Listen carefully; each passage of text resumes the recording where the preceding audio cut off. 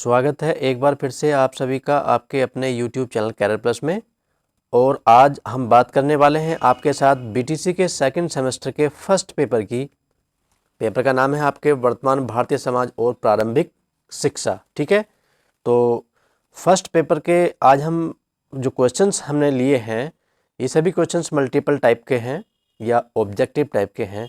कुछ बच्चे कह रहे हैं कि सर आप हमें जो है लघु उत्तरीय प्रश्न भी अवेलेबल कराइए। निश्चिंत रहिएगा, आप लोग धैर्य रखें, मैं आपको लघु उत्तरीय प्रश्न भी प्रोवाइड कराऊंगा।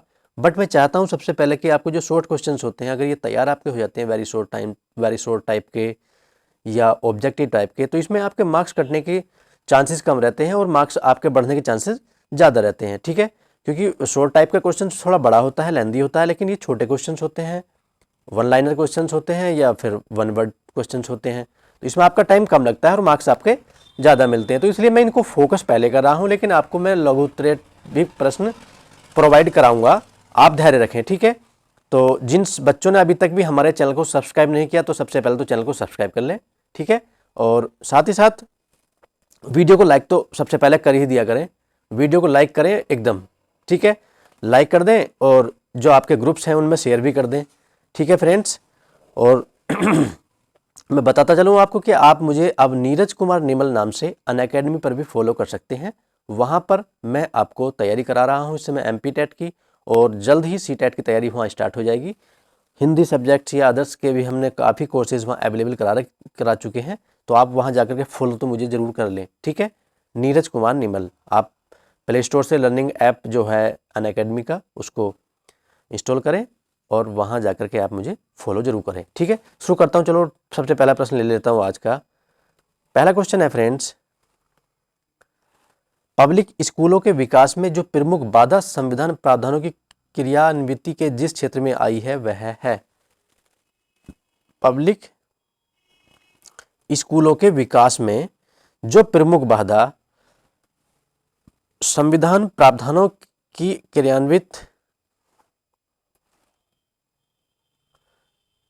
क्रियान्विति के जिस क्षेत्र में आई है वह क्या है, ये आपको बताना है। सही जवाब आपको देना है। यहाँ पर क्या होगा, ऑप्शन देख लें।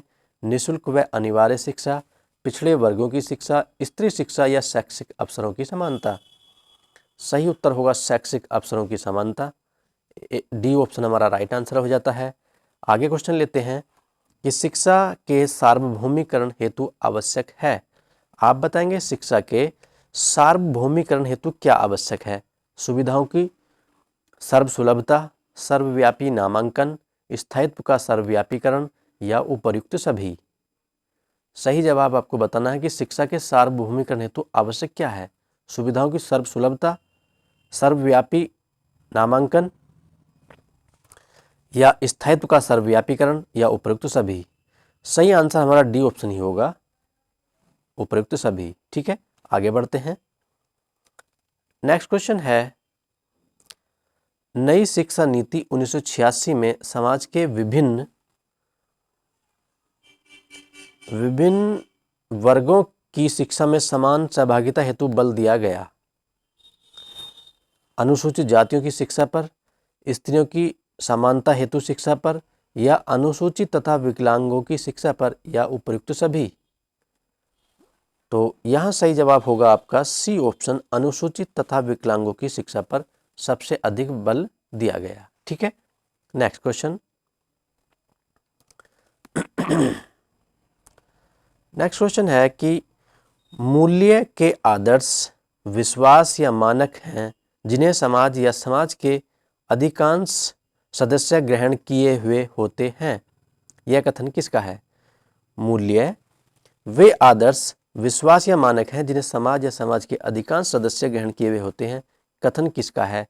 जोब्र जे काने, जॉन डब्ल्यू ट्रैकर, सोरोकिन। सही उत्तर आप बताएंगे इस प्रश्न का। तो सही उत्तर होगा इसका tracker, C option right answer होगा। आगे बढ़ते हैं, नेक्स्ट क्वेश्चन देखते हैं।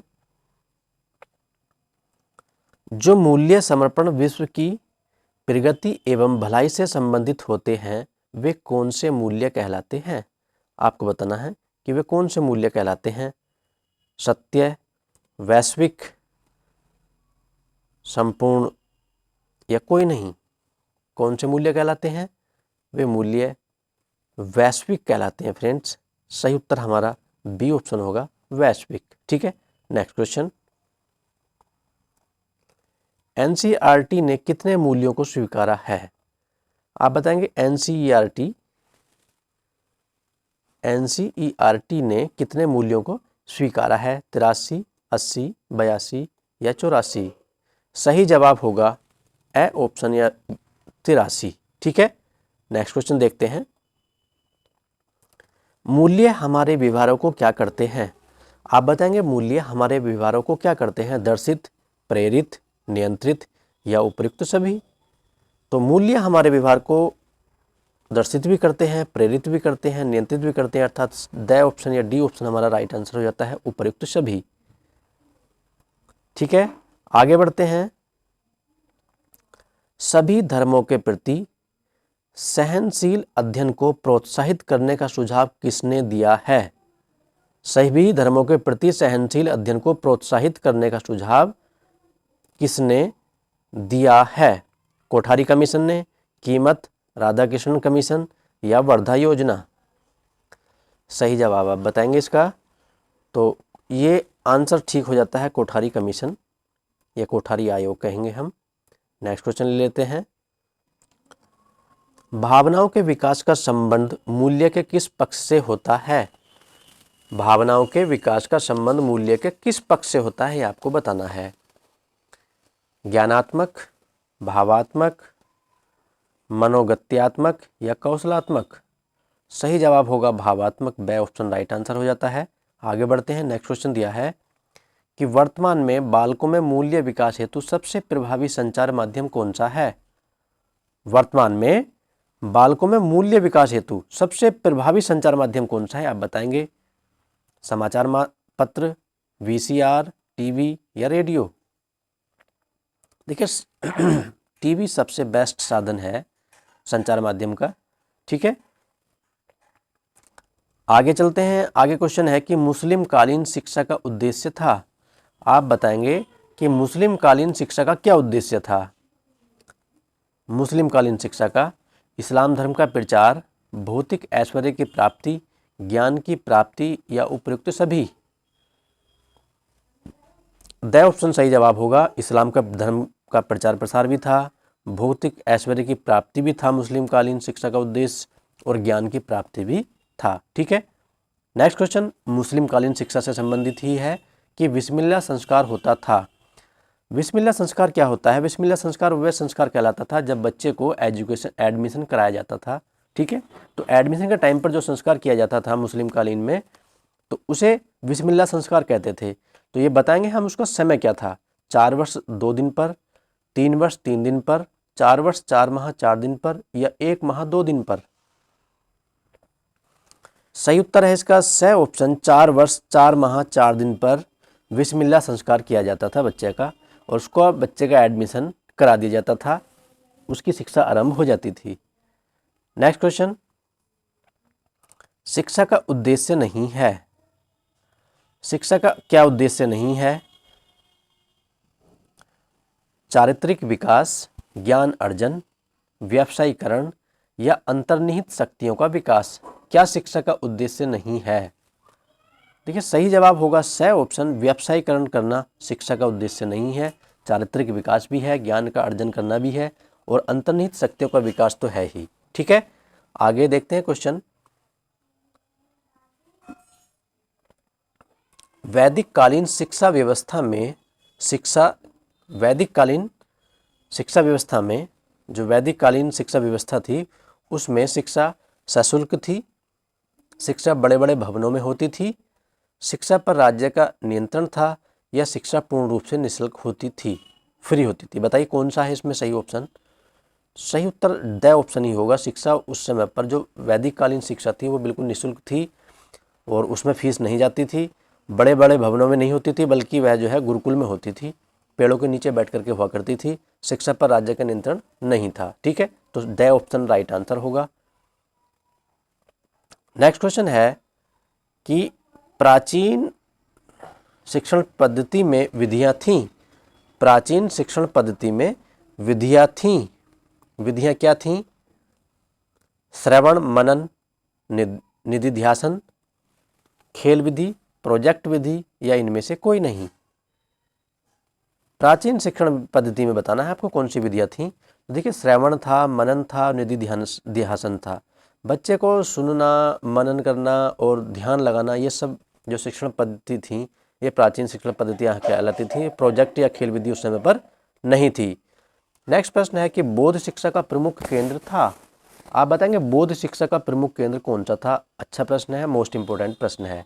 नालंदा, गया, गुजरात या बंगाल।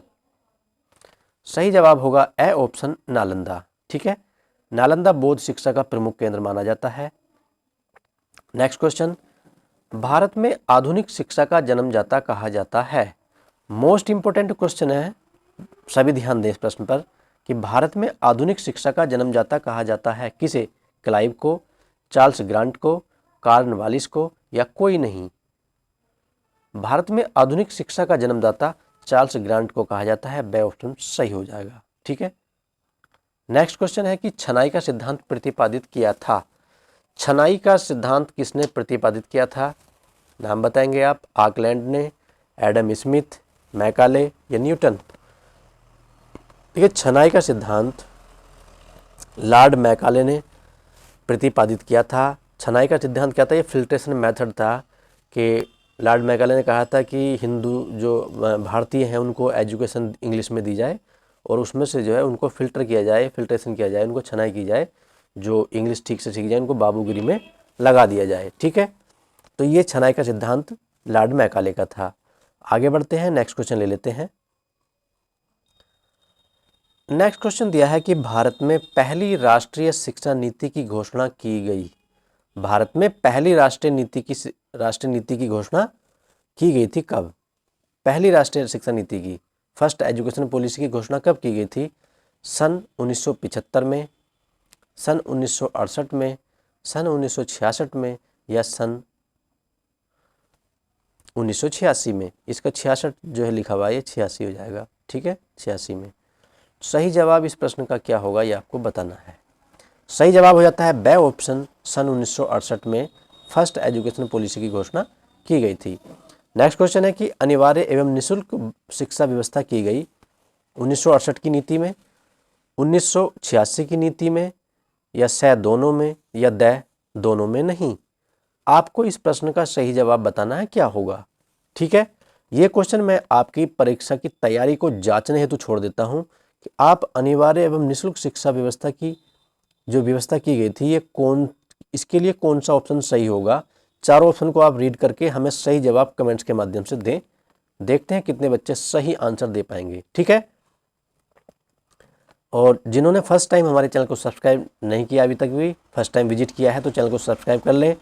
और बीटीसी के सेकंड सेमेस्टर की जो हमने प्लेलिस्ट बनाई है वहाँ जाकर के आप सारी वीडियोज़ को देख सकते हैं। सारा मटेरियल वहाँ पर आपको अवेलेबल हो जाएगा। ठीक है, मिलते हैं नेक्स्ट लेसन में, तब तक के लिए नमस्कार, जय हिंद।